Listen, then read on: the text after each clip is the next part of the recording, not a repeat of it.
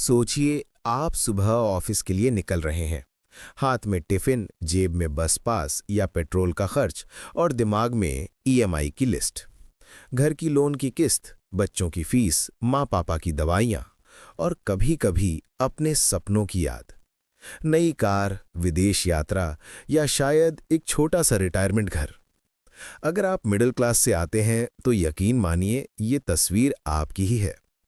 हर दिन हम जीते हैं, मेहनत करते हैं, पैसे कमाते हैं, लेकिन एक सवाल हमें हमेशा डराता है। क्या मैं कभी फाइनेंशियली फ्री हो पाऊंगा? क्या मेरी सारी मेहनत सिर्फ ईएमआई और बिल चुकाने में ही खत्म हो जाएगी? यही सवाल इस किताब का असली जवाब है। Money Mantra for middle Claas India. ये किताब हमें सिखाती है कि पैसों को सिर्फ बचाना ही नहीं, बल्कि उन्हें हमारे लिए काम पर लगाना भी जरूरी है। आज मैं आपको इस किताब का पूरा सार बताऊंगा, एक ऐसी कहानी की तरह जिसे सुनकर आप अपने पैसों के बारे में सोचने का नजरिया बदल देंगे। मध्य वर्ग का सबसे बड़ा सच ये है कि हम मेहनती तो बहुत हैं, लेकिन पैसे के मामले में अक्सर अनजान रहते हैं। हम अपने बच्चों को अच्छे स्कूल में भेजते हैं, अच्छे कपड़े पहनते हैं, घर को सजाते हैं, लेकिन फाइनेंशियल लिटरेसी यानी पैसे को सही ढंग से संभालने की समझ हमें कोई नहीं सिखाता। ना स्कूल, ना कॉलेज और कई बार तो हमारे माता पिता भी नहीं। पर सच ये है कि पैसे की समझ ना होना एक धीमी बीमारी की तरह है। हम दिन रात काम करके पैसे तो लाते हैं, लेकिन उन्हें कैसे बढ़ाना है, कहाँ लगाना है, किससे बचना है, ये हमें पता ही नहीं होता। और फिर होता क्या है? हम छोटी छोटी गलतियों में अपनी कमाई गंवा देते हैं। सबसे पहला सबक फाइनेंशियल प्लानिंग यानी वित्तीय योजना। किताब कहती है आपकी आमदनी चाहे 20,000 हो या 2 लाख, बिना योजना के पैसा हमेशा कम पड़ेगा। सोचिए, एक बाल्टी है जिसमें पानी डालते जा रहे हैं, लेकिन नीचे छेद है। जब तक छेद नहीं भरेंगे पानी कभी जमा नहीं होगा। बिल्कुल ऐसा ही हमारे पैसे के साथ है। तो शुरुआत करनी होगी बजट बनाने से। बजट का मतलब है महीने की आमदनी और खर्च को साफ साफ लिख लेना। लेकिन ध्यान रहे, यह बजट कितना बचा पर नहीं, बल्कि कितना बचाना है पर होना चाहिए। यानी पहले खुद को पेमेंट दो। जैसे ही सैलरी आए पहले 20% बजट या निवेश में डाल दो, बाकी 80% से ईएमआई, बिल और खर्च पूरे करो। इस आदत को कहते हैं पे योरसेल्फ फर्स्ट, और यही है फाइनेंशियल डिसिप्लिन का पहला मंत्र। अब आती है बीमा यानी इंश्योरेंस की बात। हम भारतीय बीमा को निवेश समझ लेते हैं, LIC policy, endowment plan, ULIP. लेकिन बीमा का असली मकसद है सुरक्षा। सोचिए, घर का कमाने वाला अचानक चला जाए तो परिवार का क्या होगा? यह सवाल डरावना है, लेकिन यही सच है। इसलिए किताब साफ कहती है हर मिडिल क्लास व्यक्ति के पास टर्म इंश्योरेंस होना चाहिए। सस्ता है, आसान है और परिवार को सुरक्षा देता है। उसी तरह हेल्थ इंश्योरेंस भी जरूरी है, क्योंकि एक बीमारी पूरे परिवार की बचत खत्म कर सकती है। तो सबसे पहले हेल्थ और लाइफ इंश्योरेंस लेना फाइनेंशियल प्लानिंग की पहली जिम्मेदारी है। अब बात करते हैं निवेश यानी इन्वेस्टमेंट्स की।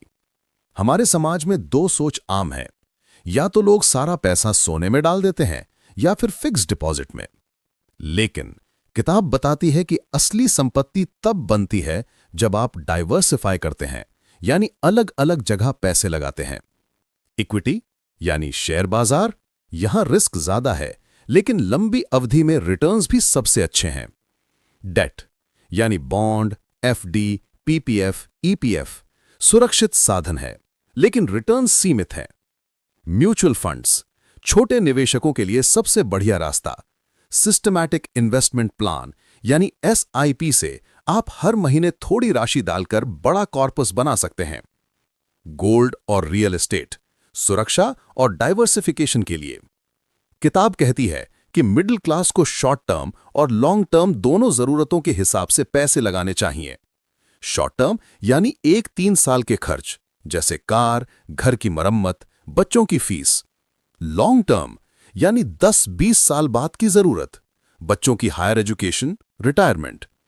अब आता है एक और महत्वपूर्ण हिस्सा, टैक्स प्लानिंग। अक्सर हम साल के आखिर में घबराकर टैक्स बचाने के लिए कोई भी पॉलिसी खरीद लेते हैं। लेकिन ये किताब कहती है कि टैक्स प्लानिंग पूरे साल की जानी चाहिए। ELSS, equity linked saving scheme, PPF, NPS जैसे साधन न सिर्फ टैक्स बचाते हैं बल्कि अच्छे रिटर्न्स भी देते हैं। और फिर आता है वो समय जिसके बारे में हम सोचते तो हैं पर प्लान नहीं करते, रिटायरमेंट। आज आप जवान हैं, कमाते हैं, लेकिन 25-30 साल बाद क्या आपके पास इतना पैसा होगा कि बिना काम किए आराम से जी सकें? रिटायरमेंट प्लानिंग का सबसे बड़ा नियम है, जितनी जल्दी शुरू करो उतना अच्छा। अगर आप 25 की उम्र में SIP शुरू करते हैं तो 55 तक करोड़पति बनने की संभावना है। लेकिन अगर 40 की उम्र में शुरू करेंगे तो वही कॉर्पस पाना लगभग नामुमकिन हो जाएगा। अब किताब हमें याद दिलाती है, फाइनेंशियल डिसिप्लिन ही असली अमीरी है।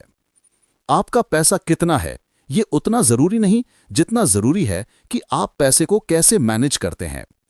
कई लोग लाखों कमाते हैं पर हमेशा कर्ज में रहते हैं। वहीं कुछ लोग मामूली सैलरी में भी आराम से जीते हैं क्योंकि उन्होंने डिसिप्लिन बनाया हुआ है। अब आखिर में किताब का सबसे बड़ा संदेश, मिडिल क्लास होना कोई कमी नहीं है। दरअसल मिडिल क्लास ही वो ताकत है जो देश को आगे बढ़ाती है। लेकिन अगर हम फाइनेंशियल लिटरेसी सीख लें तो न सिर्फ अपने परिवार की जिंदगी बेहतर बना सकते हैं बल्कि आने वाली पीढ़ी को भी सुरक्षित कर सकते हैं। याद रखिए, पैसा सिर्फ कमाने के लिए नहीं है, उसे संभालना, बढ़ाना और सही दिशा में लगाना भी जरूरी है। क्योंकि असली फाइनेंशियल फ्रीडम तब आती है जब आप पैसे के लिए नहीं बल्कि पैसा आपके लिए काम करे। तो अगली बार जब सैलरी आपके अकाउंट में आए तो बस एक ही मंत्र याद रखिए, पहले खुद को पेमेंट दो, बीमा से सुरक्षा करो और स्मार्ट निवेश से भविष्य बनाओ।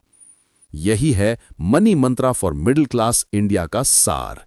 एक किताब, लेकिन दरअसल हर मिडिल क्लास परिवार की असली गाइड।